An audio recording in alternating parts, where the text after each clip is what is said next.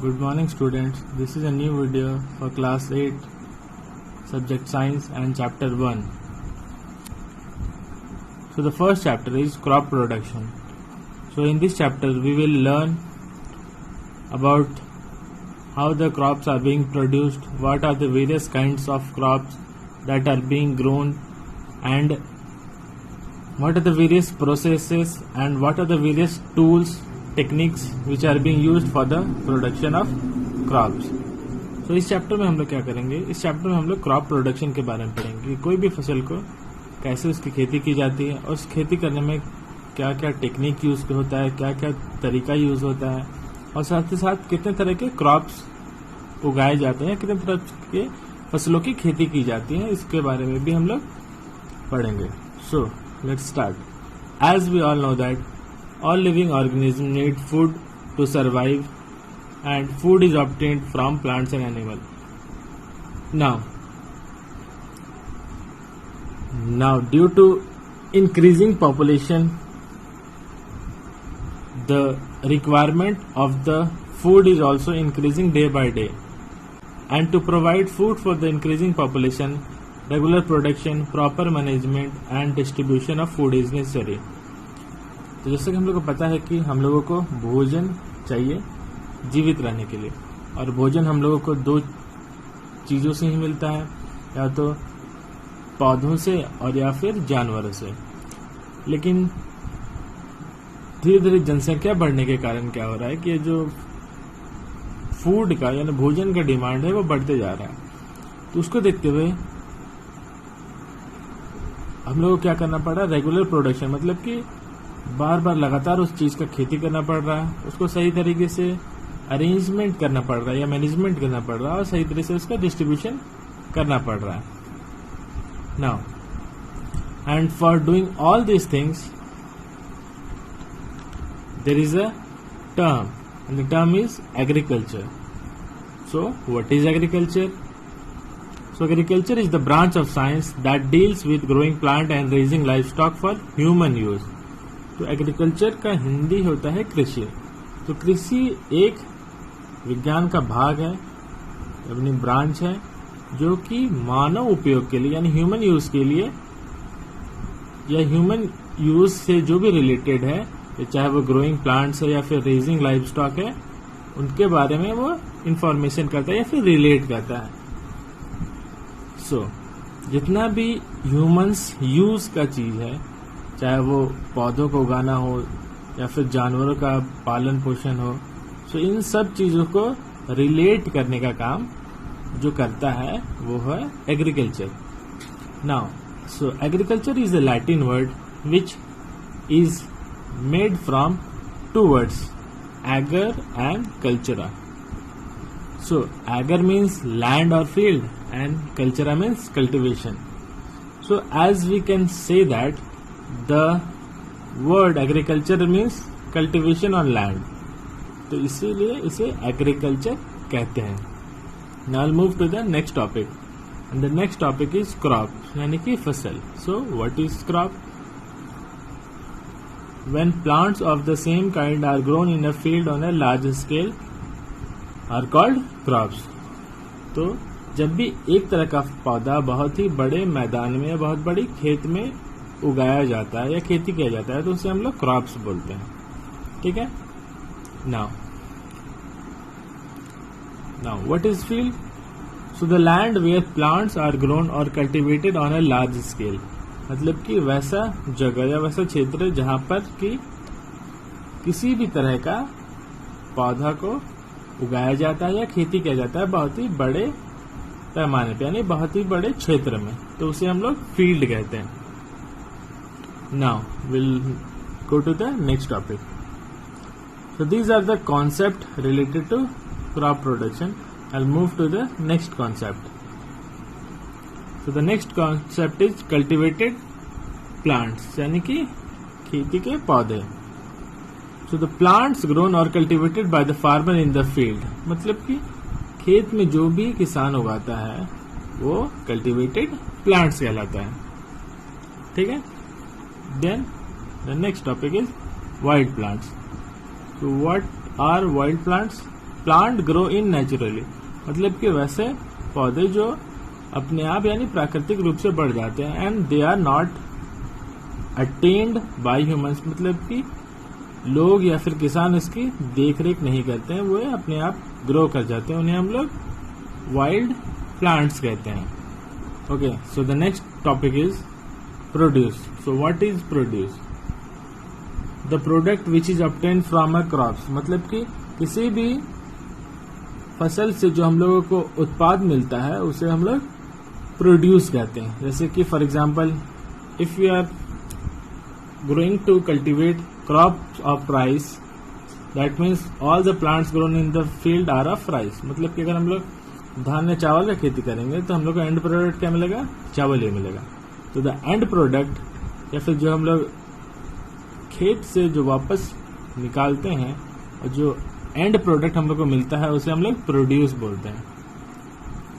So now as we already know that crops are of different types like vegetables, fruits, cereals, pulses, etc.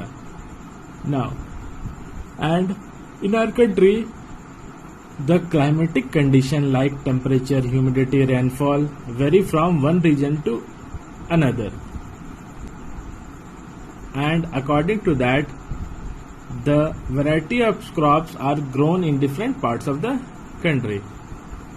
तो जैसे कि हम लोग को पता है कि हमारे यहाँ अलग अलग तरह के फसल उगते हैं, जैसे हम लोग या अलग अलग तरह के फसल हम लोग कंज्यूम करते हैं, जैसे वेजिटेबल्स हो गए, फ्रूट्स हो गए. और क्योंकि यहाँ का तापमान और यहाँ का जो क्लाइमेटिक कंडीशन है या फिर यहाँ का जो वातावरण है वो अलग अलग क्षेत्र में अलग अलग जैसा होता है, तो इसीलिए हर क्षेत्र में अलग अलग तरह के फसल की खेती होती है. So despite the diversity, the cropping pattern can be broadly divided into two ways. So अलग अलग पैटर्न होने की वजह से क्या है, ये जो हम लोग का फसल उगाने का जो पैटर्न है यानी तरीका है उसको दो तरीके से डिवाइड किया गया. So let's see what are the two ways in which the crop production or the plantation of crops are classified. So crops plant can be classified in two ways. So the first way is on the basis of product obtained, मतलब कि इसमें जिस हिसाब से हम लोगों को उत्पादन या कृषि उत्पादन जो मिलता है उस हिसाब से इसको अरेंज किया गया है. For example cereals, pulses, oil seeds, fibre, root and tuber root. So according to the product obtained they are being classified. जैसे सीरियल यानी अनाज में हो गए rice, wheat, maize, barley, oat. Then pulses, gram, pea, bean. Then oil seed, mustard, soybean, groundnut. Then fibre crops, cotton, jute. Then root crops, sweet potato, carrot. And tuber crop, potato and tapioca. So these are the crops which are being classified on the basis of product obtain. मतलब कि जिस हिसाब से इनका उत्पादन मिलता है उसके हिसाब से इनको ग्रुप किया गया.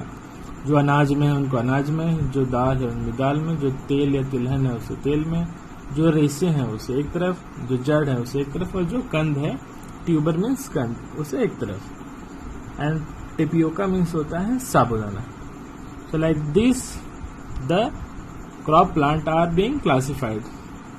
So let's take a look at their examples. For examples अगर हम लोग प्रोडक्ट पोटैटो हो गए, कॉटन हो गए, pea, then wheat, sunflower, carrot and turnip. So these are the examples of some crop plant on the basis of product obtained. I'll move to the next type. The next way in which the crop plant are being classified is on the basis of season in which they grow or crop season. So on the basis of season means कि वो किस मौसम में बढ़ते हैं उसके हिसाब से इनको अरेंज किया गया है. तो mainly they have been classified in two means rabi crop and Kharif crop. So let's start with Rabi crop. So what is Rabi crop? Rabi crops are grown in winter season, generally in October and November. Rabi crops are harvested by March or April. Rabi crops are also called winter season crops. Rabi crops are not affected by rainfall, and for seed germination of Rabi crop, warm climate is required, and for the growth of crops, cold climate is required.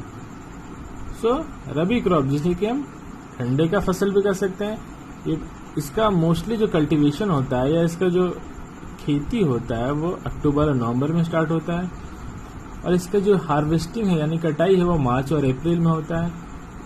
और ये जो फसल है इसका बारिश में कोई ज़्यादा प्रभाव नहीं पड़ता है. क्यों नहीं पड़ता? क्योंकि because they require very less amount of water, इनको बहुत ज़्यादा पानी का ज़रूरत नहीं होता है इसीलिए.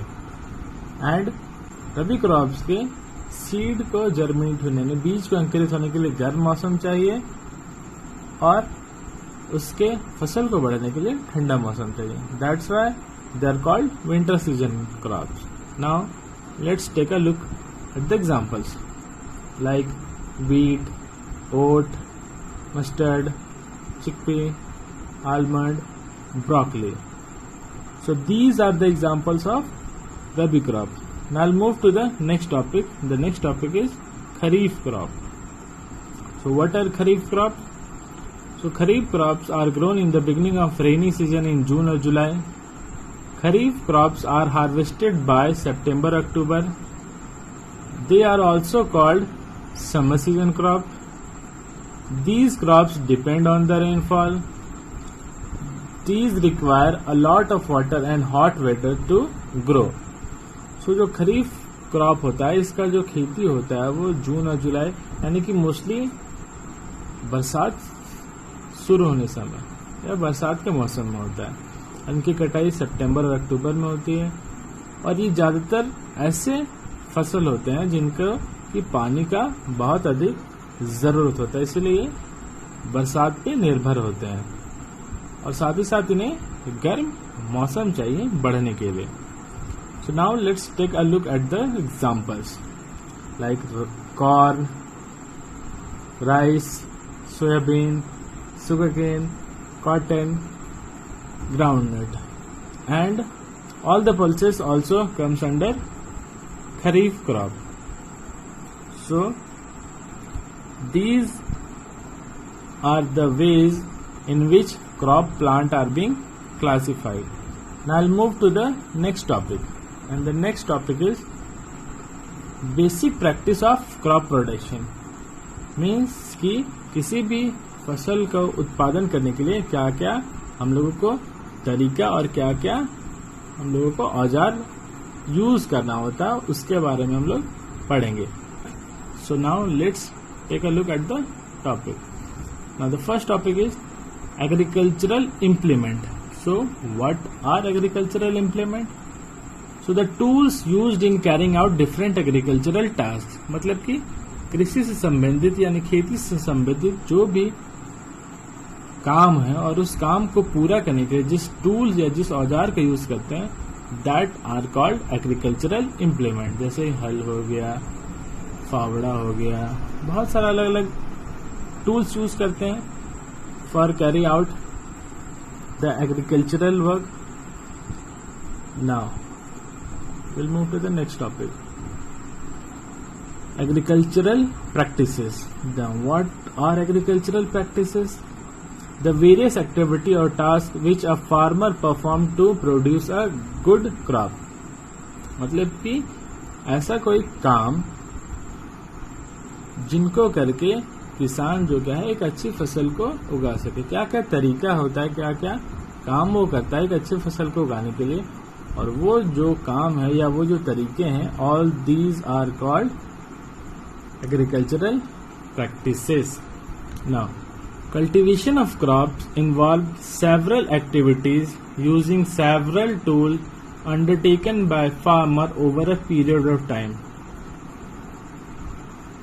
We also know that these activities are similar to those carried out by a gardener or even by us using some tools. तो जो कल्टीवेशन का जो काम होता है उस काम को करने के लिए क्या क्या होता है, हम लोग अलग अलग औजार का यूज होता है और उन सारे औजारों का इस्तेमाल करके किसान सालों से वो काम करते आ रहे हैं। और हम लोग भी कभी ना कभी अपने गार्डन में या अपने फार्म में कभी ना कभी इन सारे टूल्स का या इन सारे एक्टिविटीज का इस्तेमाल करके कोई ना कोई क्रॉप या फिर कोई ना कोई प्लांट्स ग्रो जरूर किए। So now let's take a look at the practices which are being done by the farmer for the production of crops. So there are 7 basic agricultural practices. So basically यहाँ पर 7 काम है या 7 तरीका है जिनका इस्तेमाल करके किसी भी फसल का उत्पादन किया जाता है। So what are they? First is preparation of soil, then sowing of seeds, application of manures and fertilizers, irrigation, weeding, harvesting and storage. So these are the 7 basic agricultural practices which are being conducted by the farmers. तो सबसे पहला है preparation of soil, मतलब कि मिट्टी को तैयार करना किसी भी फसल के खेती करने के लिए। उसके बाद है सोइंग ऑफ सीड्स, बीजों को लगाना। Then third is application of manures and fertiliser, फिर उसमें खाद और उर्वरक का इस्तेमाल करना। देन इरिगेशन, सिंचाई करना। Then next is weeding, means remove the undesirable plant और किल देम, मीन्स कि जितने भी पौधे हैं जिनके की जरूरत नहीं है उन सबों को नष्ट कर देना। देन हार्वेस्टिंग, उसकी कटाई करना। एंड लास्ट इज स्टोरेज, उनको स्टोर करना, संग्रह करना या जमा करना। Now will start from the first and the topic is preparation of soil. For the preparation of soil, it requires 2 steps: ploughing and leveling. So what is ploughing? So ploughing is the process of loosening and turning of soil. Means क्या होता है, वो मिट्टी को ढीला करने के लिए या फिर मिट्टी को तैयार करने के लिए किया जाता है, so that any crops can be produced. For plowing, plow is used. Plow means हल, तो हल का इस्तेमाल करते हैं ताकि we can loosen or turn the soil. Now I'll move to the next topic, and the next topic is leveling. So what is leveling? The process which is used to break the big piece of soil and level the field after ploughing. So leveling का मतलब होता है समतल करना, बराबर करना। So इस process में क्या होता है कि प्लॉगिंग करने के बाद जो भी मिट्टी का बड़ा बड़ा टुकड़ा आ जाता है उनको तोड़ के बराबर किया जाता है, यानी समतल किया जाता है। So it is necessary to break these crumbs with a plank. The field is leveled with the help of level before sowing of seeds. तो ये जो मिट्टी के जो बड़े बड़े टुकड़े होते हैं जिसे हम लोग क्रम्स बोलते हैं, उनको तोड़ा जाता है प्लैंक की मदद से। फील्ड को लेवल इसलिए किया जाता है ताकि हम लोग सही तरीके से इसमें बीज को लगा सकें। Now we'll see the advantages of ploughing. So it allows root to breathe easily, allows the root to penetrate deep into the soil so that plant is fixed firmly to the soil, uproot the undesirable plant and kill them, mixes uniformly and manures or fertilizers, help in growth of earthworms and microbes for adding humus, bring the nutrients rich soil from lower layer to top and make it easily available for plant use. So as I have told you कि plugging करने का क्या क्या फायदा होता है। सबसे पहले क्या करता है, वो जड़ को या पौधे के जड़ को सांस लेने में मदद करता है और साथ ही साथ किसी भी पौधे को बहुत ही मजबूती से खड़ा रखने में भी मदद करता है। और प्लॉगिंग से क्या होता है, जितने भी अनडिजायरेबल प्लांट है उनको वो खत्म कर देता है, और फिर वो खाद या उर्वरक को मिक्स करने में भी फायदेमंद होता है। और साथ ही साथ क्या होता है, वो अर्थवर्म और माइक्रोब्स के ग्रो करने का भी कारण होता है प्लगिंग करना, ताकि क्या होता है कि अर्थवर्म और माइक्रोब्स क्या कर सके, उसमें और ह्यूमस डाल सके, जिससे कि प्लांट को और जितना भी ज़रूरी चीज़ है या फिर जितना भी न्यूट्रिएंट्स है वो उसको मिल सके। That's why these microbes and earthworm are also called farmers friend. और प्लगिंग करने से क्या होता है कि जो मिट्टी का लोअर लेयर है वो ऊपर आ जाता है, जो कि न्यूट्रिएंट्स रिच लेयर होता है, और साथ ही साथ वो न्यूट्रिएंट्स उस प्लांट को इजीली मिल जाता है। Now what's next, now we will see the agricultural implement use. Means for doing plugging, what are the various agricultural implement are used? So first is plow. So plow is used for tilling the soil. Plow is used for adding fertilizers to the field. Plow is used for removing plants. So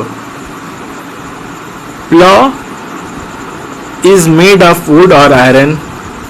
Now, earlier plow were driven by animals. Nowadays tractor are used instead of animals. So plow जो होता है वो लकड़ी का बना होता है, इसे हल बोलते हैं, लकड़ी का होता है या फिर लोहे का भी होता है। पहले क्या होता था कि ये जो हल चलाने के लिए हम लोगों को बैल का इस्तेमाल करना पड़ता था या जानवरों का इस्तेमाल करना पड़ता, लेकिन आजकल ट्रैक्टर का ज़्यादा यूज़ होता है इन प्लेस ऑफ एनिमल्स। और प्लॉ करने से ये सारी चीज़ हम लोगों को फ़ायदे होते हैं। Now will move to the next implement, and the next implement is hoe. So hoe is a long rod of wood or iron, a strong broad and bent plate of iron is fixed one of its end. Hoe को हम लोग फावड़ा यानी कुदाले भी बोल सकते हैं, जिसमें कि एक तरफ बहुत ही लंबा डंडा रहता है और आगे में एक आयरन का प्लेट रहता है, और उससे क्या करते हैं हम लोग मिट्टी को खोदते हैं।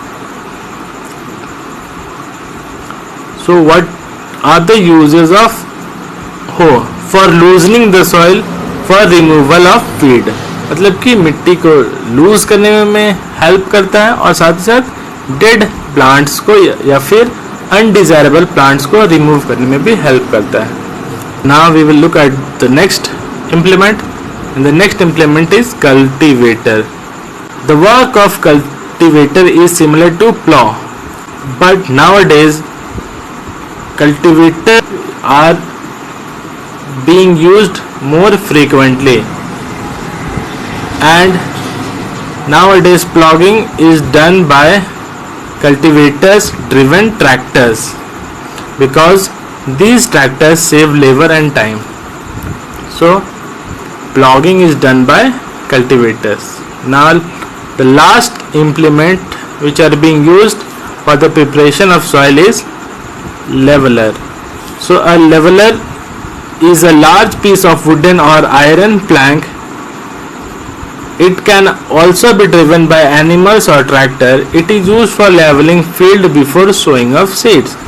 So leveler क्या होता है? एक लकड़ी का बहुत बड़ा टुकड़ा होता है जो कि या तो किसी जानवर के पीछे बांध के या फिर ट्रैक्टर में बांध करके वो क्या किया जाता है, पूरे मैदान को समतल करने के लिए इस्तेमाल किया जाता है बीज रोपने से पहले. So the use of leveler is for leveling the field before sowing of seeds. So let's take a look at this implement. So this is a plow, then hoe, then cultivator and levelers. So these are the implement used for preparation of soil. Now the next topic is sowing of seeds. या अब तो हम लोगों का खेत का मिट्टी तैयार हो गया for sowing of seeds. Now that our field is ready. The next process is sowing of seeds. So the sowing of seeds is the process of putting the seeds in the soil. मतलब कि अब बीजों को उस मिट्टी में डालने का प्रोसेस है. So as we all know that most of the crops like wheat, maize, mustard are grown by sowing seeds. तो जैसे कि हम लोग जानते हैं कि बहुत सारे ऐसे फसल है जिनको कि हम लोग जो लगाते हैं वो बीज के रूप में लगाते हैं. लेकिन जब भी हम लोग बीज लगाते हैं तो ऐसा बहुत बार होता है कि बीज तो लगाए लेकिन उसका फसल सही तरीके से नहीं हुआ. Selection of good quality and healthy seed is very important before sowing them. ठीक है. तो किसी भी बीज को लगाने से पहले हम लोगों को ये जान लेना चाहिए कि वो बीज एक अच्छा क्वालिटी का है कि नहीं, ताकि अगर उससे जो फसल निकले वो भी अच्छा क्वालिटी का निकले. Now there is an activity which can help us to find out which seeds are good and healthy. So यहाँ पर एक एक्टिविटी है जिससे है कि हम लोग ये जान पाएंगे कि किस तरह से हम लोग ये पहचाने कि कौन सा बीज अच्छा है और कौन सा बीज अच्छा नहीं है. So what we have to do? At first we have to take a beaker and fill it 3/4 with water. After that put some seed of crop like rice or wheat in the beaker. Then leave it for about 1 hour. After 1 hour observe the seed. You will find that some seeds settle down while some floats on the surface of water. तो इस activity में क्या करना है कि हम लोगों को एक बीकर लेना है, एक ग्लास लेना है, उसको 3/4 पानी से भर देना है और उसमें कुछ बीजों को डाल देना है और उस बीज को 1 घंटे के लिए छोड़ देना है. फिर 1 घंटे के बाद हम लोगों को उसको देखना है. तो हम लोग क्या देखेंगे कि कुछ बीज है वो पानी के सतह में बैठ गए, उस ग्लास के सतह में बैठ गए और कुछ ऊपर पानी में तैर रहे हैं. So the seeds at the bottom are good for sowing. So जो उस ग्लास के सतह में बैठ गए बीज वो अच्छे बीज है और उनको हम लोग खेत में लगा सकते हैं. And the seeds which are floating on the surface of water they are damaged and have become hollow, and due to that they are lighter and float on water. So जो ऊपर तैर रहे हैं वो क्या है, वो खराब बीज है और खोखले हैं और उसके खोखले होने के कारण ही क्या हो रहा है कि वो हल्के हो गए और ऊपर में तैर रहे हैं. Just like this picture. So in this picture we can see that in the beaker there is a good seed and there is a bad seed. The seeds which are at the bottom are good seed and the seeds which floats on the surface of water are bad seed. So like this we can easily identify the quality of seeds which are being used for the production of crops. Now we have to keep in some point before sowing or while sowing. So first, seeds should be of good and healthy quality. Seeds should be sown at the correct depth in the soil. Seeds to be sown at proper distance from each other. So these are the points that we have to keep in mind. सबसे पहला है कि we have to use good and healthy quality of seeds. हम लोग को एक अच्छा और एक स्वस्थ बीज का ही इस्तेमाल करना चाहिए. Then seeds should be sown at the correct depth in the soil. मतलब कि एक सही गहराई में ही हम लोगों को बीज रोपना चाहिए. If the seeds are sown deep in the soil, root will not be able to respire. And if sown on the surface, birds may damage the seeds. अगर हम लोग बीज को बहुत ज़्यादा गहराई में अगर रोप देंगे तो उससे क्या होगा कि उसके जड़ को या उस बीज को सांस लेने में दिक्कत होगा और वो ग्रो नहीं करे। और अगर हम लोग उसको ऊपर सरफेस में रख देंगे तो उससे क्या होगा कि उसको बर्ड्स खा जाएंगे। And the correct depth varies from crops to crops. अलग अलग फसल का जो डेप्थ होता है रोपने का वो अलग अलग होता है। Now and the seed should be sown at proper distance. एक दूसरे से थोड़ी दूरी पे ही या एक सीमित दूरी पे ही बीजों को लगाना चाहिए ताकि उससे क्या हो सके कि उनको सही मात्रा में पानी, पोषक तत्व और सूरज का रोशनी मिल सके। अगर एक जगह ही सब हम लोग लगा देंगे तो क्राउडेड हो जाएगा और फिर वो एक दूसरे को बढ़ने नहीं देगा। उससे क्या होगा कि जो हम लोगों का क्रॉप प्रोडक्शन है वो अच्छा नहीं होगा। So these are the points that we have to keep in mind. But in some cases seeds are not sown directly. लेकिन किसी किसी केस में क्या होता है कि बीजों को हम लोग सीधे खेत में नहीं उगाते हैं। So जैसे कि राइस का हो गया, जैसे in case of rice और many vegetables seeds are not sown directly. जैसे कि हम लोग उस चावल हो गया या फिर टमाटर हो गया, बैगन हो गया, प्याज हो गया, तो इन सब का क्या करते हैं हम लोग बीज नहीं लगाते हैं बल्कि इनका हम लोग छोटे छोटे सैपलिंग्स बनाते हैं और उसके बाद उसको हम लोग फार्म यानी फील्ड में लगाते हैं। So let's take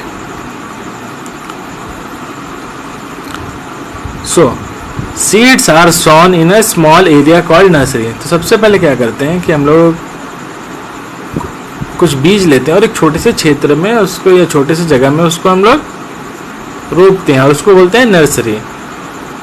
then after that then made to germinate into small plant called seedling. और उसके बाद क्या होता है कि वो जो बीज होते हैं वो अंकुरित होते हैं, उसे हम लोग सीडलिंग कहते हैं। Then healthy seedlings are picked and transferred called transplanting. और उसके बाद क्या होता है कि उन सारे सीडलिंग्स में से जो कि हेल्दी होते हैं उनको हैंड पिक करके क्या करते हैं हम लोग दूसरे जगह ट्रांसफ़र करते हैं, यानी जहां हम लोग को लगाना होता है। Now what are the advantages of transplanting. Transplanting करने का फ़ायदा क्या होता है? It helps the farmer to select only the healthy seedlings. Seedling can be planted at proper distance. It increase crop production. So transplanting का मतलब एक जगह से दूसरी जगह ले जाने का फ़ायदा क्या होता है कि हम लोगों को सिर्फ हेल्दी सीडलिंग ही मिलता है और फिर हेल्दी सीडलिंग को हम एक सीमित दूरी पर एक दूसरे से लगा सकते हैं। उससे क्या हो जाता है कि हम लोग का जो फसल है वो बहुत ही अच्छा ग्रो करता है। Seed drill is a tool or agricultural implement which is used by the farmer for sowing of seeds. A seed drill consists of 5 long vertical pipes with a funnel at the top. The drill is attached to a plow. It may be driven by blocks or by a tractor. तो seed drills क्या होता है कि एक लंबा pipe होता है, उसके ऊपर एक फनिल यानी कि एक कोन जैसा रहता है, कोनिकल फ्लास्क जैसा रहता है और उससे क्या हो सकता है कि उससे बीज नीचे जाता है और फिर वो फार्म यानी फील्ड में लग जाता है। और वो जो सीड ड्रिल्स है वो एक प्लॉ यानी हल से जुड़ा होता है, या तो उसको हम लोग जानवरों की मदद से या फिर ट्रैक्टर की मदद से उसको पूरे फार्म में मूव करते हैं और वो पूरे फार्म में क्या करता है सोइंग ऑफ सीड्स यानी बीज को रोपता है। जो कि so let's take a look at the picture of seed drill. तो ये है एक सीड ड्रिल, ऊपर टॉप में सीड्स डाला हुआ है और नीचे वर्टिकल 5-6 पाइप्स है जो कि जिसकी मदद से क्या हो रहा है ऊपर से बीज नीचे आ रहा है और फिर वो फार्म या फील्ड में जा रहा है for sowing. Now we'll move to the next topic. Now next topic is methods of sowing. Means बीजों को रोपने का तरीका. So here also there are 2 types. First is by manual sowing, मतलब कि हाथों से रोपना. जो हाथों से means broadcasting. Broadcasting means by scattering the seeds in field by hand. मतलब कि हाथों की मदद से उस बीज का छिड़कना, यानी पूरे खेत में फैलाना. And these broadcasting technique is used in case of wheat. मतलब कि गेहूं को लगाने में हम लोग इस टेक्निक का यूज करते हैं, मैनुअल सोइंग का. ब्रॉडकास्टिंग का मतलब है कि हाथों की मदद से बीजों को लगाना यानी रोपना, और इसको जैसे कि हम लोग इस तरह से छिड़क देते हैं बीजों को.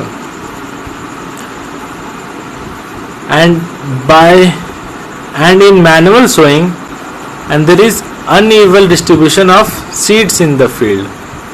इससे क्या होता है कि इक्वल डिस्ट्रीब्यूशन ऑफ सीड्स मैदान में नहीं हो पाता है, जिधर कहीं ज़्यादा कहीं कम. मैनुअली अगर हम लोग करते हैं तो ऐसा होता है. The next method of sowing of seed is by using seed drills. Seed drills की मदद से करने से उससे क्या होगा, evenly distribution with proper distance, reach the right depth.